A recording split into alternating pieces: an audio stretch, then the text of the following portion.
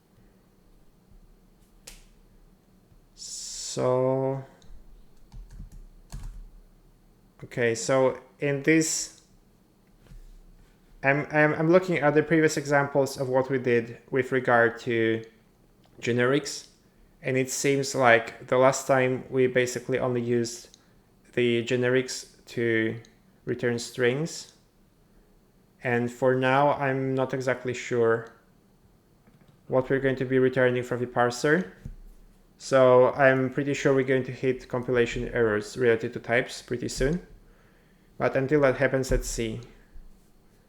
Okay, so we cannot just call this we cannot just call this expression, I guess, or we could. No, we cannot. We can call it ex equals p comparison. And then 4 and what's much? Okay, p match token type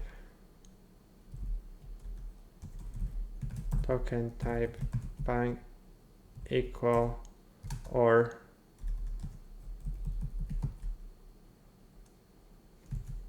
yeah, we can make it a variadic token or token type equal okay, operator equals p previous, and then write equals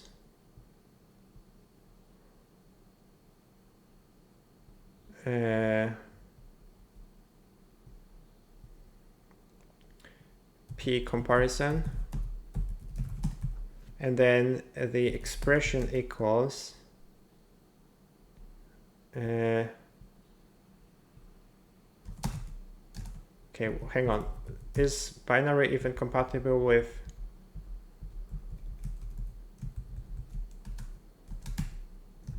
okay, so var ex is going to be an expression of type any, and here ex expression binary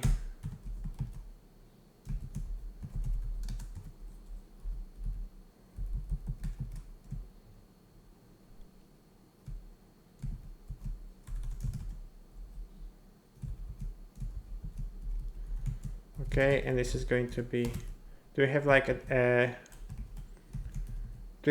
a constructor? No, we do not.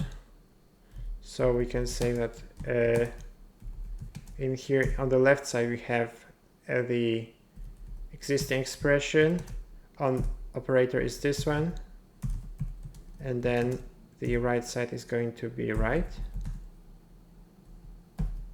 Okay, and then we can return ex. Okay, so far so good. Let's step through this. The first comparison non-terminal in the body translates to the first call to comparison in the method. We take that result and store it in a local variable. So this means this looks like a function call, but since this is Java code, this is just going to call a local private method. So this is going to be another method on the parser class, or in the case of Go, it's going to be the parser struct. And then I think it just says that as long as we can consume another bang equal or equal, we're just going to treat the whole thing as an equality expression. And then basically it's just going to loop around until it runs out of comparisons. The first comparison non-terminal in the body translates to the first call to comparison in the method. We take that result and store it in a local variable. Then this part, this loop in the rule maps to while loop, we need to know when to exit that loop. We can see that inside the rule, we must first find either a bank equal or an equal token. So if we don't see any of those, we must be done with this sequence of equality operators. We express that check using a handy match method. And then I'm going to need to write this method. Okay, so func p parser match. And now how do I express? Okay, I think it's types. And then it's going to be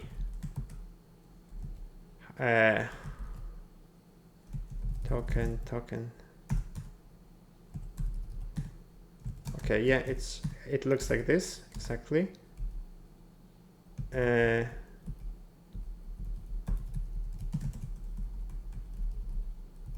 Okay, now it's like this. And it returns a boolean. Okay, so far so good. What else? For token type in types, if check type advanced, return true. Okay, so for t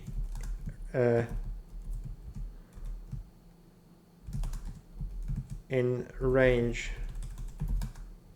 types, if p.check t p advance, return true, return false. Okay, and I misspelled check. So now we have like a lot of another small methods that we have not defined yet. This checks to see if the current token has any of the given types. If so, it consumes the token and returns true. Otherwise, it returns false and leaves the current token alone. The match method is defined in terms of two or more fundamental operations. The check method returns true if the current token is of a given type. Unlike match, it never consumes the token, it only looks at it. Okay, yes, so func p parser check.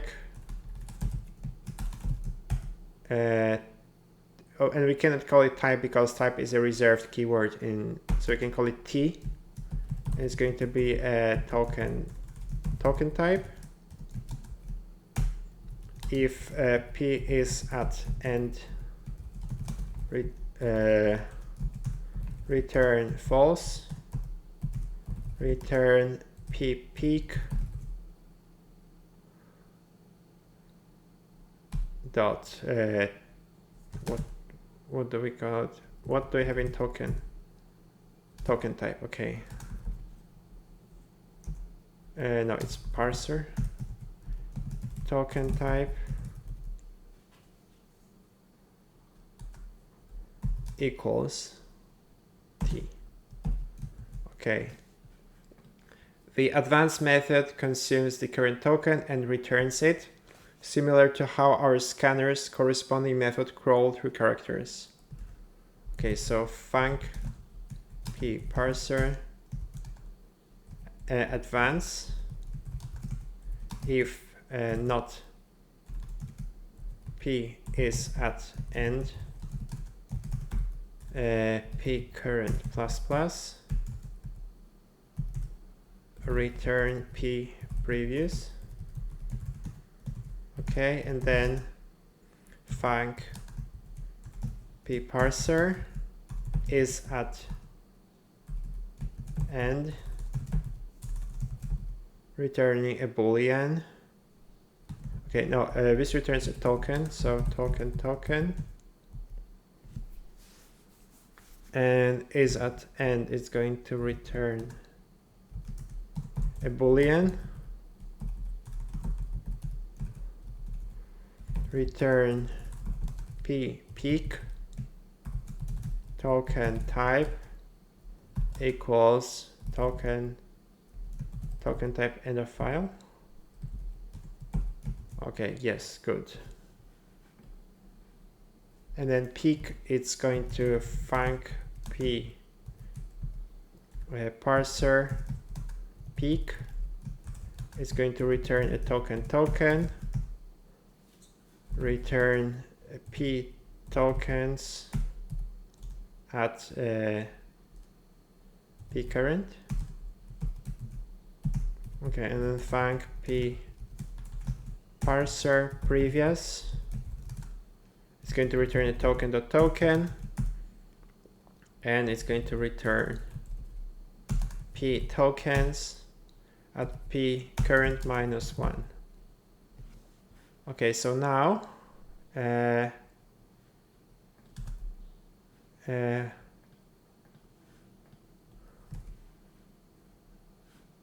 I think this should return a boolean. Okay, so now it seems like we only have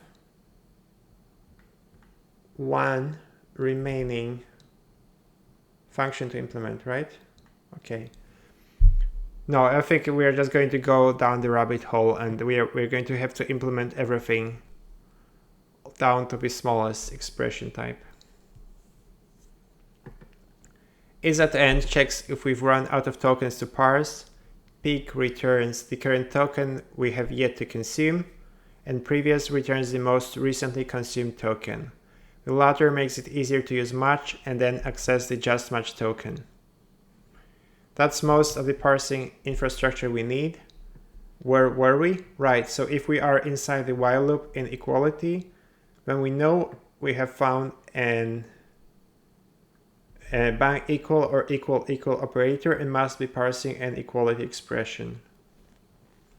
We grab the matched operator token so we can track which kind of equality expression we have.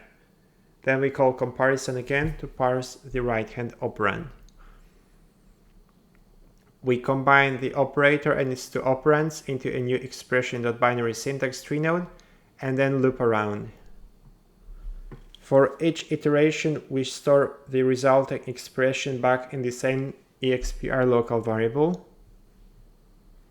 As we zip through a sequence of equality expression that creates a left associative nested tree of binary operator nodes. Yeah, I guess.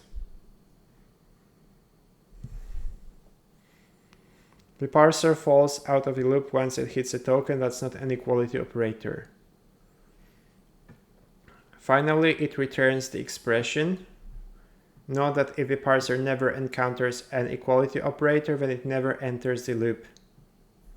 In that case, the equality method effectively calls and returns comparison. In that way, the method matches an equality operator or anything of higher precedence. Moving on to the next rule. And comparison is a term with a comparison operator. It's a term, and it may contain a comparison operator and another term. Translate it to Java, and we add this after equality. Okay, so func p parser comparison. It returns an expression, probably of with a generic of type any, var expr expression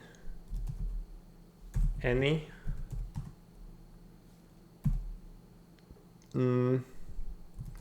ex equals p term. Okay, great. For p match token type can type greater. Okay, yeah, we have a syntax error in here. Token type greater, token type greater equal,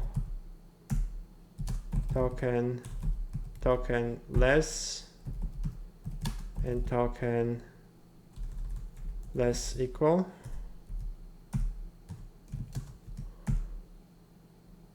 Okay, operator equals p previous,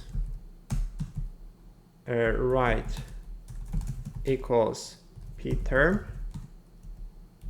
and then expression equals expr binary of type any, and it's going to contain On the left side is going to contain the previous expression, on the operator part is going to contain the operator, and on the right it's going to contain right. And then at the end we return the expression. So now what we have undefined is going to be the term function. The grammar rule is virtually identical to equality, and so is the corresponding code. The only differences are the token types for the operators we match and the method we call for the operands. Now term instead of comparison. The remaining two binary operator rules follow the same pattern. Side note, if you wanted to do some clever Java 8, you could create a helper method for parsing a left associative series of binary operators, given a list of token types, and an operand method handle to simplify this redundant code. I don't know what this means because we're not writing Java. In order of precedence, first addition and subtraction. Okay, so we add this after comparison. Func p parser term. It returns an expression of type any.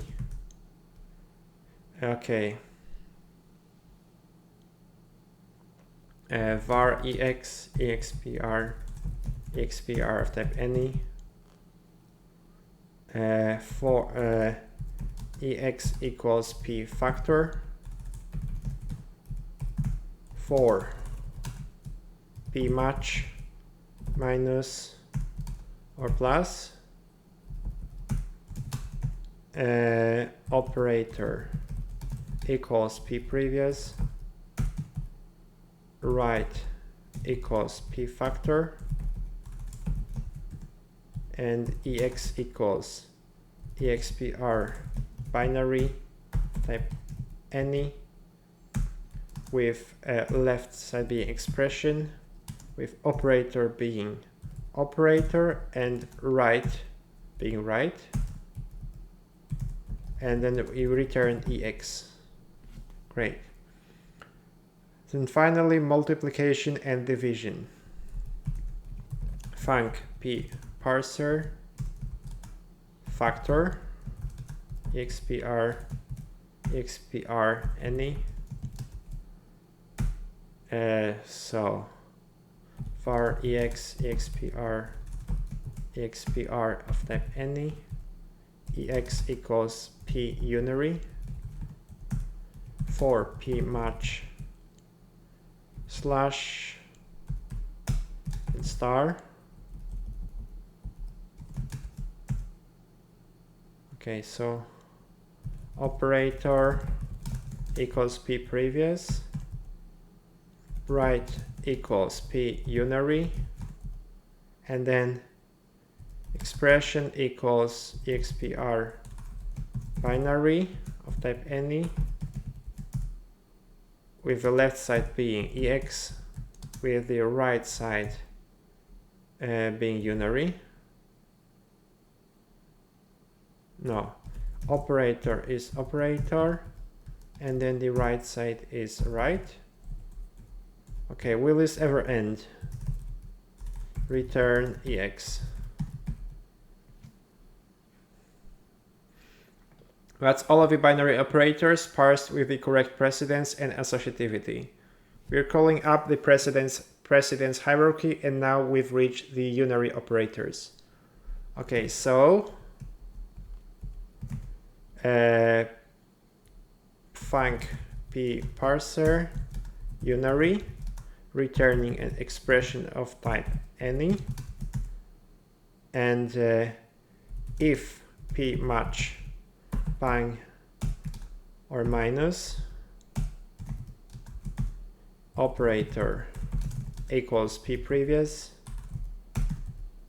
right equals p unary, and we return a new unary expression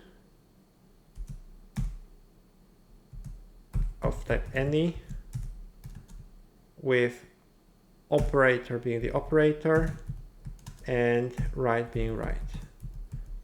Otherwise, we return p primary. And the primary, I think, is going to be like a terminal token or something.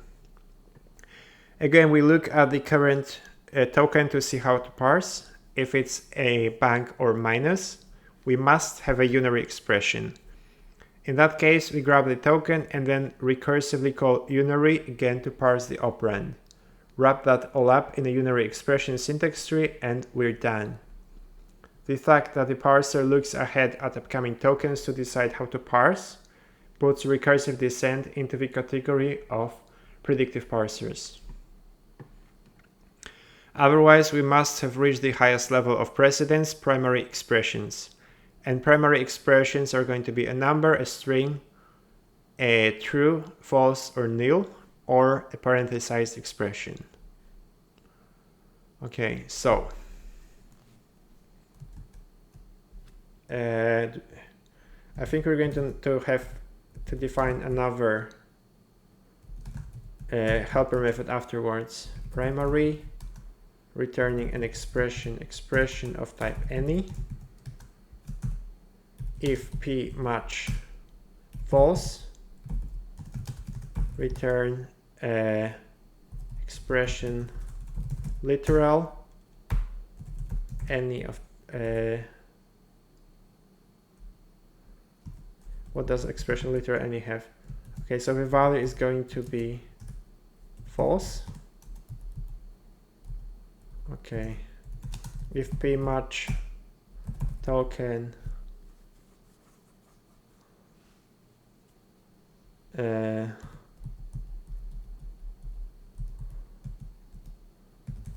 token type true, return expression literal any with value equals true.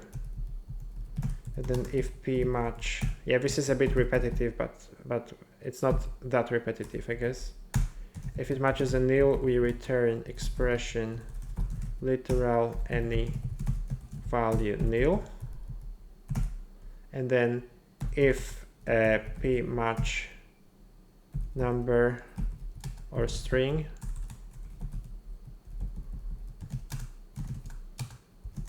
and return expression literal type any containing the value p previous literal. Okay, if p matches left parent, expression equals p expression and p consume right parent. Okay, so now we do not have the consume defined. Expect right parent after expression. Return an expression grouping type any containing the expression. Okay, the interesting branch is the one for handling parentheses. After we match an opening left parent and parse the expression inside it, we must find a right parent token. If we don't, that's an error. Syntax errors 6.3. A parser really has two jobs. Given a valid sequence of tokens, produce a corresponding syntax tree. And 2, given an invalid sequence of tokens, detect any errors and tell the user about their mistakes. Do not underestimate how important the second job is. In modern IDEs and editors, the parser is constantly reparsing code, often while the user is still editing it, in order to syntax highlight and support things like autocomplete. This means it will encounter code in incomplete, half-wrong states all the time. When the user doesn't realize the syntax is wrong, it is up to the parser to help guide them back onto the right path. The way it reports errors is a large part of your language's user interface. Good syntax error handling is hard, By definition, the code isn't in a well-defined state, so there is no infallible way to know what the user meant to write. The parser can't read your mind. Side note, not yet at least. With the way things are going in machine learning these days, who knows what the future will bring. This book is pre-ChatGPT.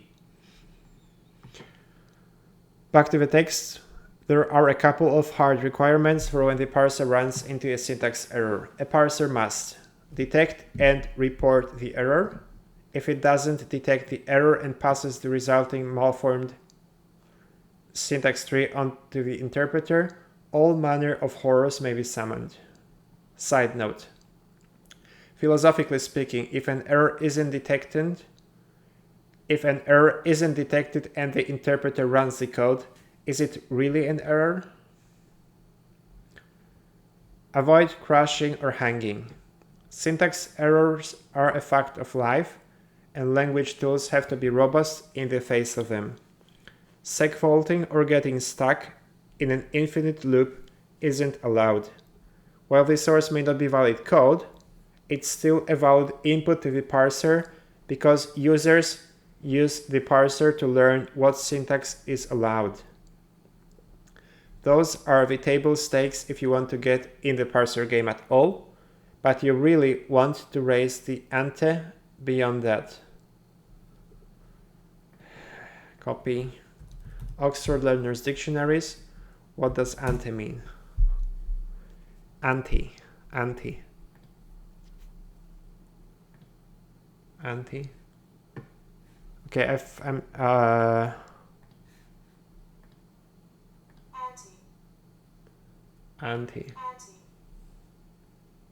Okay, I think wait on, hang on.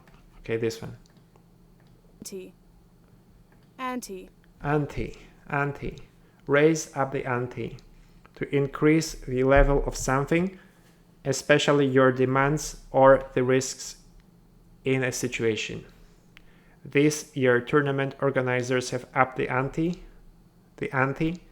by offering record prize money for the top 2 teams. So those are the table stakes if you want to get in the parser game at all, but you really want to raise the ante beyond that. A decent parser should be fast. Computers are thousands of times faster than they were when parser technology was first invented. The days of needing to optimize your parser so that it could get through an entire source file during a coffee break are over. But programmer expectations have risen as quickly, if not faster. They expect their editors to reparse files in milliseconds after every keystroke. Report as many distinct errors as there are.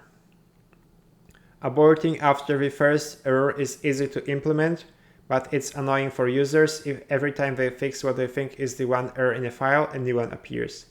They want to see them all. Minimize cascaded errors. Once a single error is found, the parser no longer really knows what's going on. It tries to get itself back on the track and keep going, but if it gets confused, it may report a slew of ghost errors that don't indicate other real problems in the code. When the first error is fixed, those phantoms disappear because they reflect only the parser's own confusion.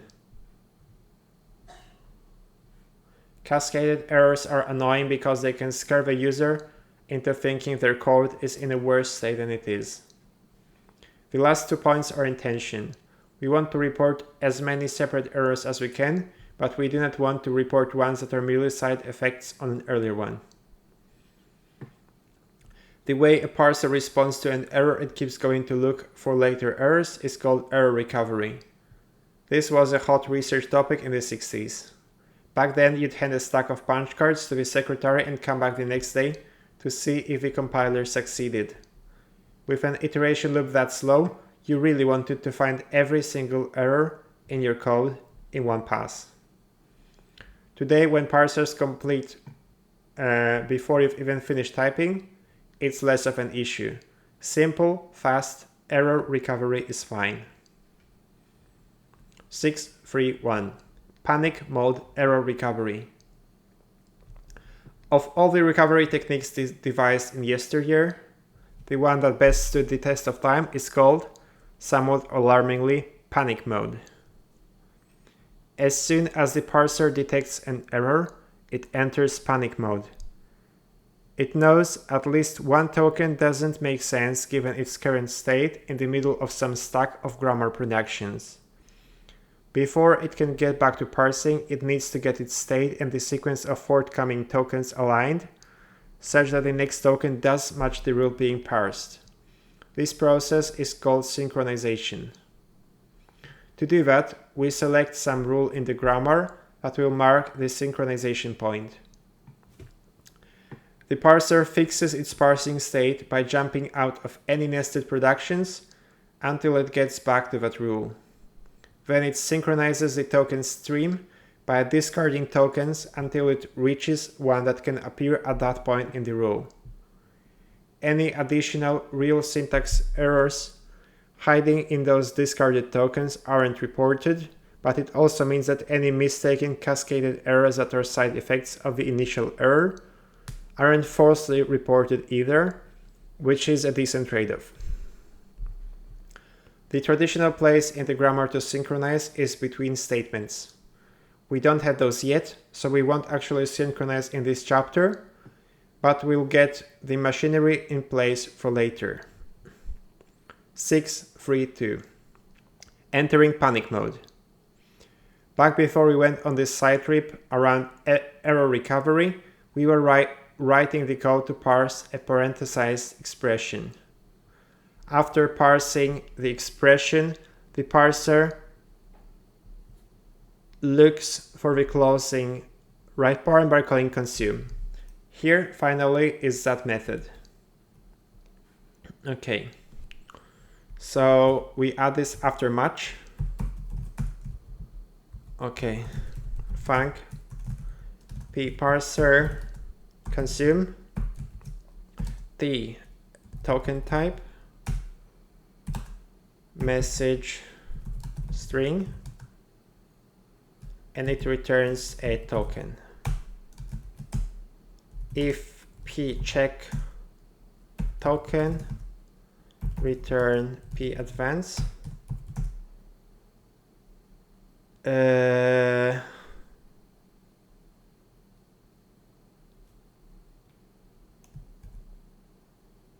Okay. This throws. Where is it handled? Okay, we can just assume we're going to panic for now. Where is it? Where is this handled? Okay, I'm just going to say this is going to return an error, and we can recover it later on.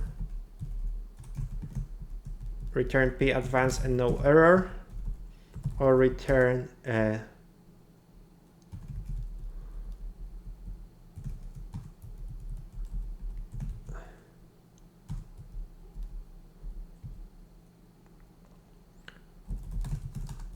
it's okay. I have to put this in a variable so I can return its reference to it, and then I return a nil and errors new.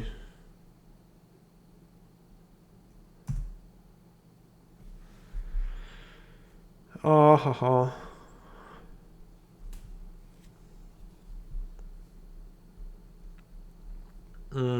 Errors new. So this is going to be p peak.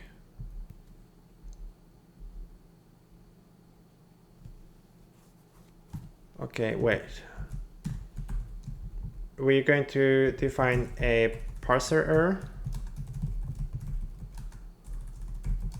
and it's going to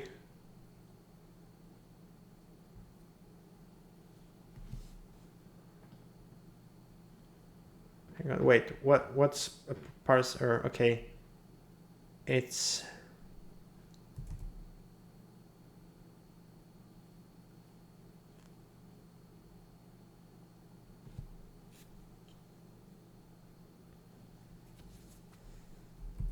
Yeah, it looks like it's just an empty struct in here, but I think we could also up the game. We can up the ante. We can up the ante and also contain a message, right? So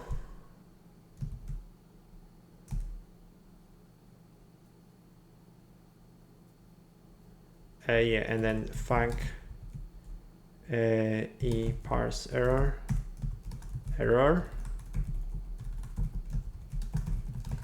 like so, return fnt sprintf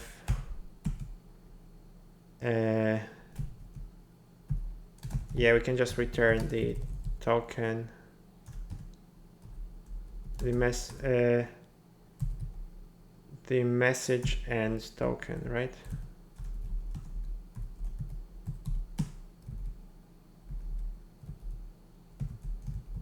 Okay, so now what do we have here in return nil parse error with a token being token being p peak and the message being message. Okay.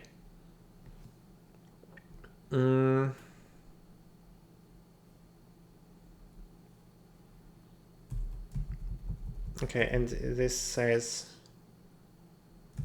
if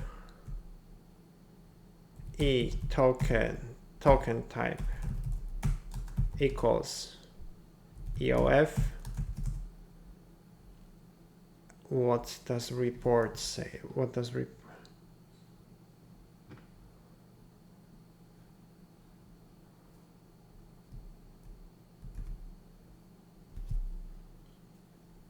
wait, do we have like in logs, do we have a report? Okay, we do. So this means we're going to need a pointer to the VM in the parser. We need to have an instance of the VM in the parser, just like we did with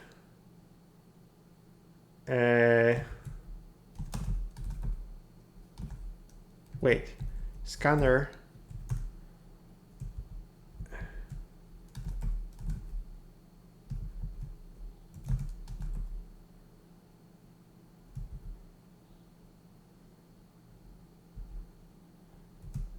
Yeah, we're going to have a pointer to the VM in here, and I think the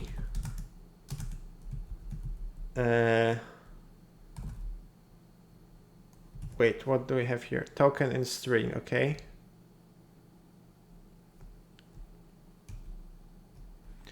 Yeah, this is very convoluted because okay, we need to have a add after report. So yeah, sorry for this report. And also we cannot just call it error because this is a reserved. Also we cannot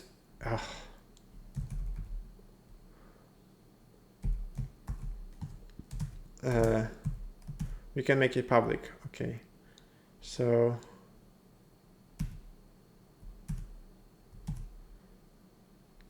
token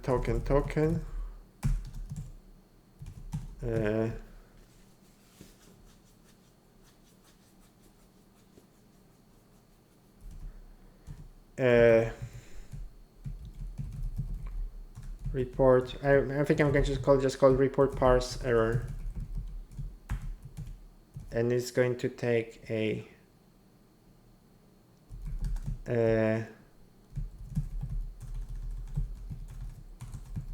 parser parse error, like so. So we can say if errors Oh, great. And now we can also cannot. Okay, so we have to make it public. And we have to make this public. So now if errors tokens, token type equals eof, and we can L report error token line at end and errors message.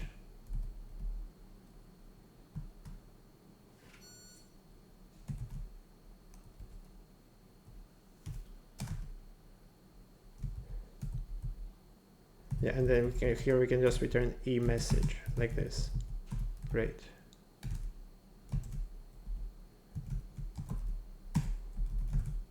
Okay, else L report error token line at plus error token like sim plus this and error message like this.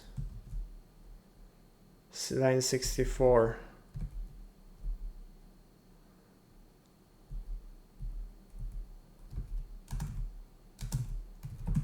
Wait, what's logs go? Does it run now? Missing return. Parser go 164.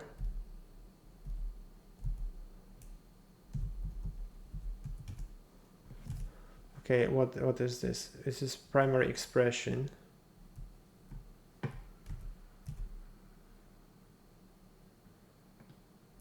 Okay, so this is not returning because, okay, so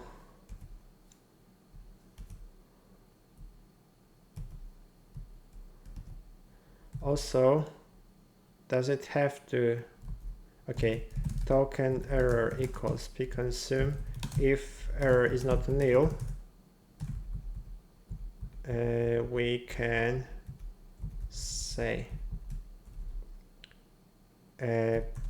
p vm report error error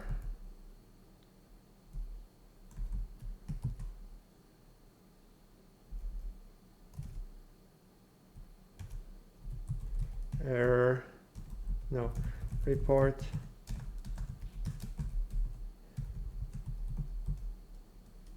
parser like this. Okay, so now we can say p report parse error,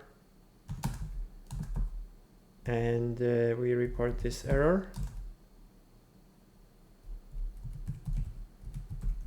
like this. Okay.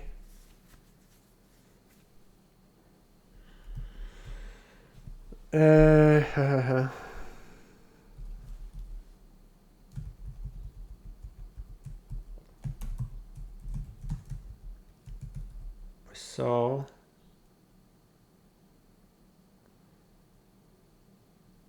yeah, so basically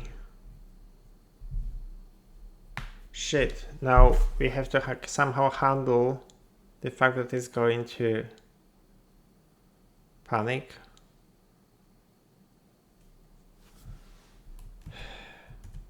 How did I handle this in my Rust implementation? What did I have in like this parser thing?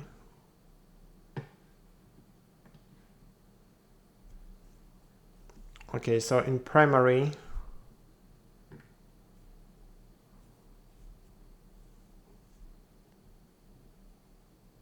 synchronize or and equally.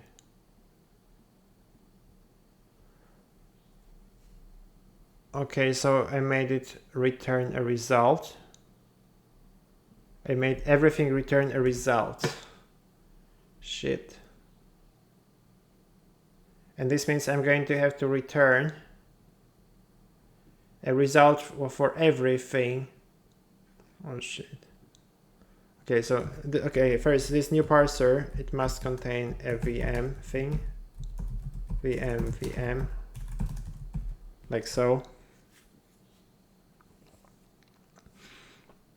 But this is going to take much longer than I expected. So, okay, so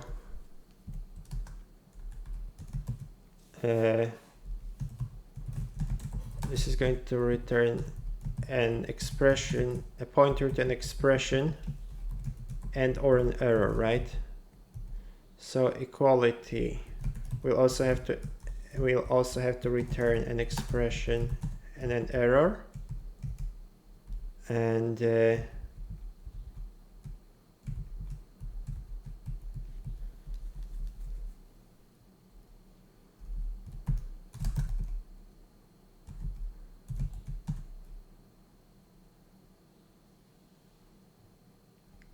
if error is not nil, return X error.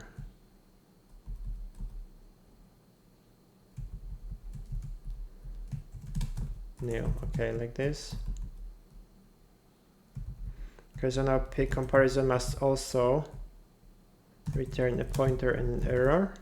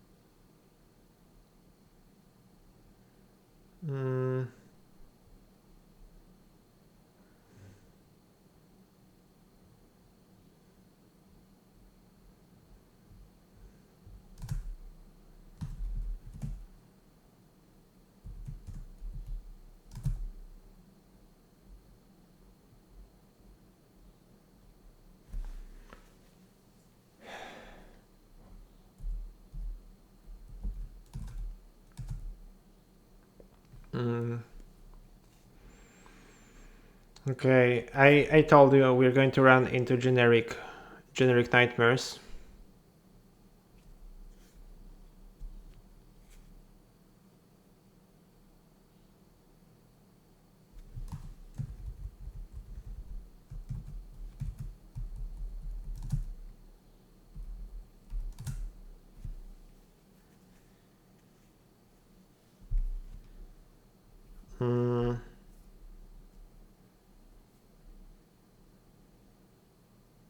It's a pointer to interface, not interface. Shit.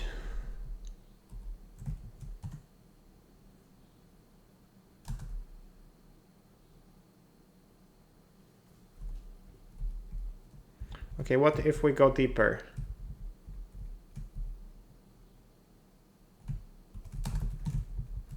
Okay, so EX error. What if we define this as var x pointer to XPR expression any?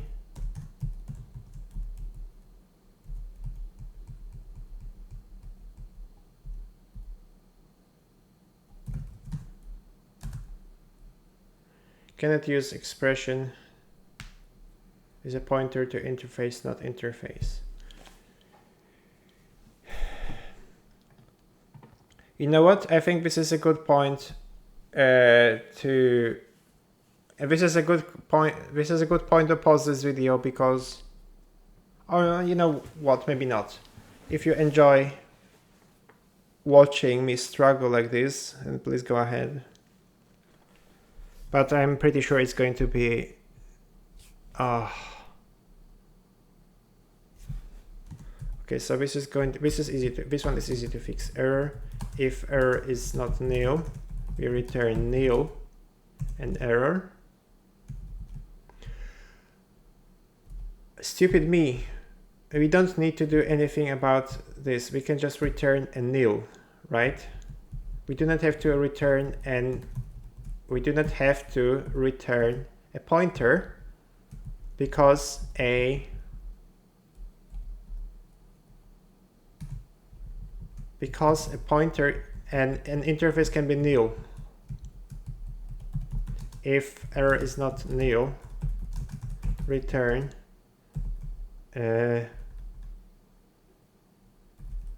right error. Okay. Great. Because I forgot the expression, that expression itself was a pointer. So this is pretty convoluted, but okay. Parser go 147. Okay, so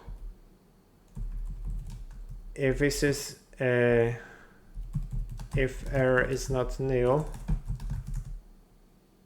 you know what, we don't have to, we can just return it from there, I guess.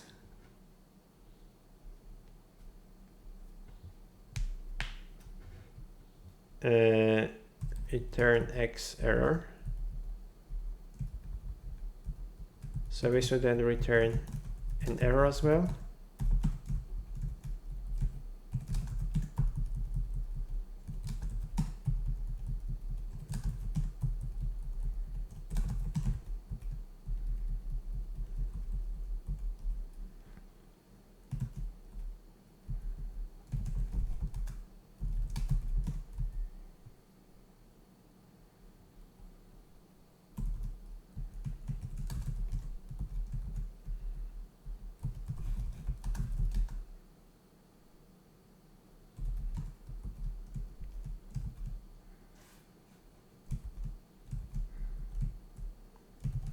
Okay, I think this warrants a panic because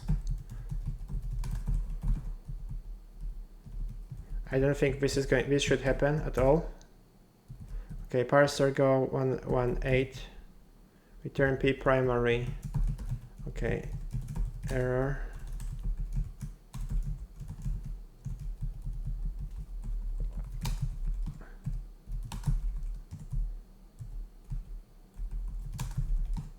If error is not nil, we return right an error, and we return unary and or nil. Okay, and now 93 expression and error, and this is going to be error as well.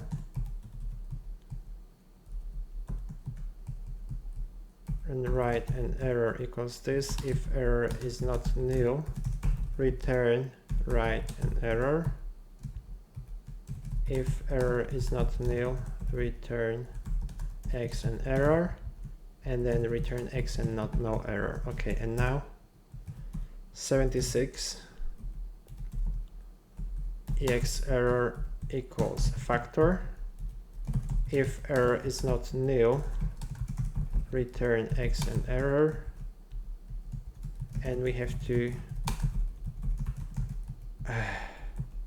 error. If error is not nil, return right an error, and nil in here. Okay, 59, same thing. Expression error is p term. If error is not nil, return X and error. If error is not nil, return a right an error. Okay, by the way, this is kind of like, I think this is very much unfair. Like if you try to port code that is originally written in a language like Java, you end up with situations like this, where you port the code until some point and then you realize, oh shit, I cannot port it because it's throwing errors, and there are no errors in either Rust or Go. So anyway, we got this code to compile. I think it's going to be pretty ugly, and I don't know if we will probably clean it up at during a later video, or we may clean it up at some point. I don't know. Anyway, at least we get variadic arguments, so we can define this without having to write a macro, which I think is already nice. Anyway, I think I'm going to call it a video. And by the way, I am recently starting a new YouTube channel called Make Traveling Fun Again. So, make traveling fun again. So if you are my diehard fan and you would like to support my new channel, then I'm going to add a QR code pointing to my YouTube channel, to my Threads account, and to my Instagram account in here. And if you would like to support me, or if you would like to watch me say stupid things in front of the camera, then I very much welcome you to do so. In the meantime, I'm going to wrap up. Thank you for watching. I hope you learned something, and if you want, you may even like and subscribe. Thank you, and goodbye.